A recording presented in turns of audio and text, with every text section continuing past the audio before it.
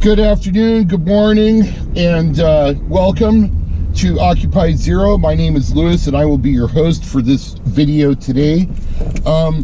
Today, I want to talk to people who I'm going to be sending this video to internationally, and specifically to Europe.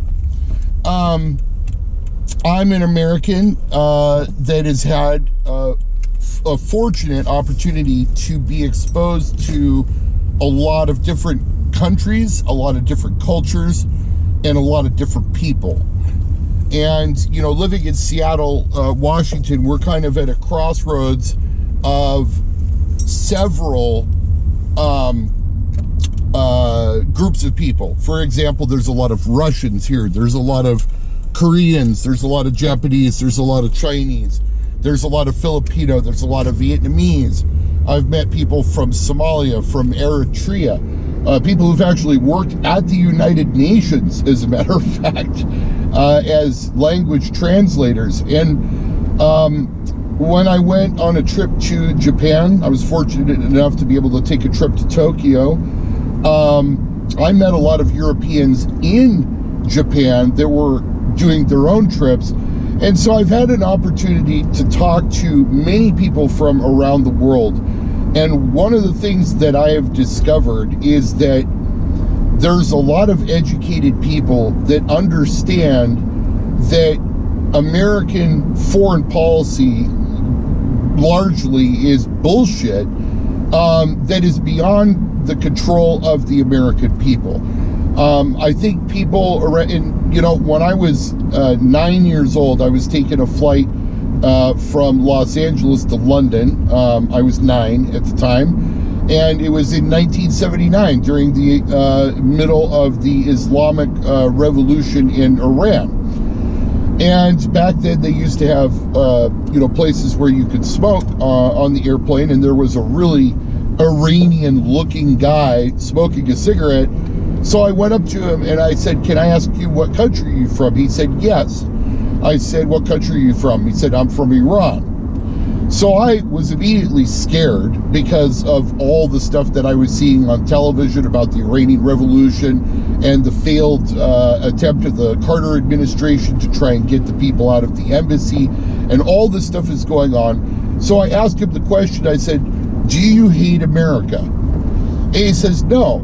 He says, "I don't hate your people, I hate your government." And I've heard this sentiment over and over. And if Donald Trump wasn't proof positive that America has a few screws loose up here, you've been warned. You know, we already had one fascist regime. Now I don't know what I call Biden. I call him just another member of the corporatocracy. And that's a word that I think that we should start using a lot more. Corporatocracy. We don't live under, I mean, you could call it a plutocracy, you could call it an oligarchy, you could call it an aristocracy, but what we really live under in the 21st century is under a corporatocracy. In other words, we live and we die under tyrannical corporate rule. Corporations make the rules. We have to live by them. We don't have any say in what the policies are going to be.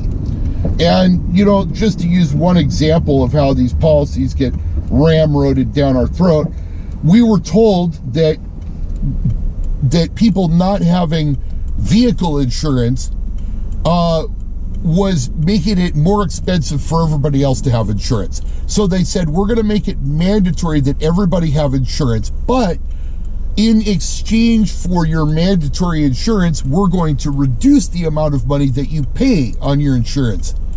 Well, of course, it's a lie. As soon as you pass a law making it mandatory for everybody to have insurance, insurance companies can charge whatever money they want because people have to buy. They don't have a choice.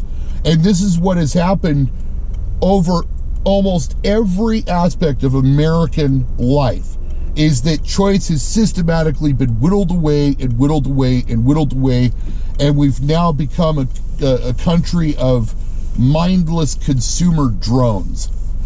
And you expect us to be effective at telling our government to stop bombing people in Yemen?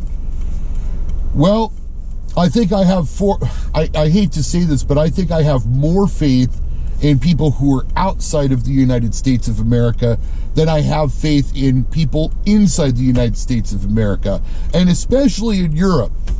You guys understand what happens under fascist regimes. You understand. You guys had to go through 2 world wars to finally figure out that maybe we should try playing nice in the sandbox with each other.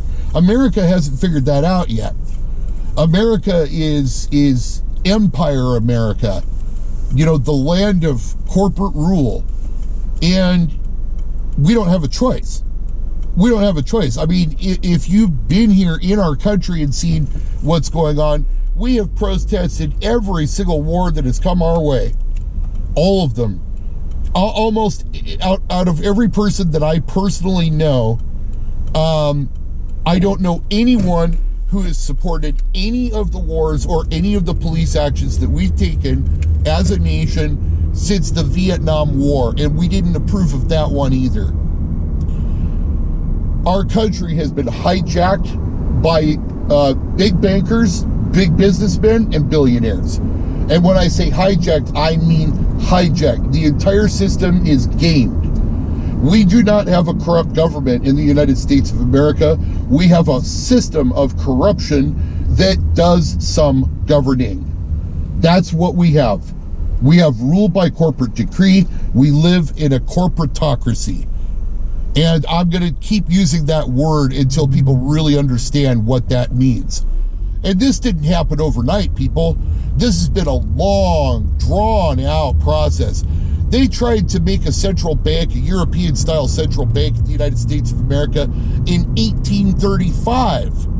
Andrew Jackson ran his entire presidential campaign against having a European central bank. Well, we got one anyway when the Federal Reserve Act was passed in 1913. That's when the Federal Reserve was created, also a European-style bank. We need to send a message, and we need to send a message loud and clear that this rising inequality, this huge disparity between the teeming masses of people on this earth and the select, very, very few, maybe 2,000 people tops at the very top, control 93% of all the wealth on the planet, while 80% of Americans control 7% of the wealth. And it's getting worse, and it's getting worse, and it's getting worse. And it will not get better until people of the world, and especially people of the United States of America, stand up and say, we've had enough. And in fact, we have done that. The reason I'm doing this entire thing is because this is something we haven't tried yet. We've already done the protesting. We already had the Occupy movement. We've had the Black Lives Matter movement. We've had all movement after movement after movement after movement in this country. It does not change policy. And we need to get serious about changing policy. That's the only way that this is ever going to be fixed. And the way we're going to do it is that we're going to put a stop. We're going to put a temporary pause on hopefully the entire global economy, not just the United States of America, to bring attention to the fact that we have had enough. So if you are a person out there like me in a different country that recognizes that the corruption that exists in your country is a direct result of the corruption that exists in our country, then we have a message. We have an American message, and we have a united international message as well. So it's 9 minutes and 33 seconds. I'm going to stop the video here to keep it under 10 minutes. But again, what am I asking? Participate in the protest. Align your movement with this protest and get other people to do the same.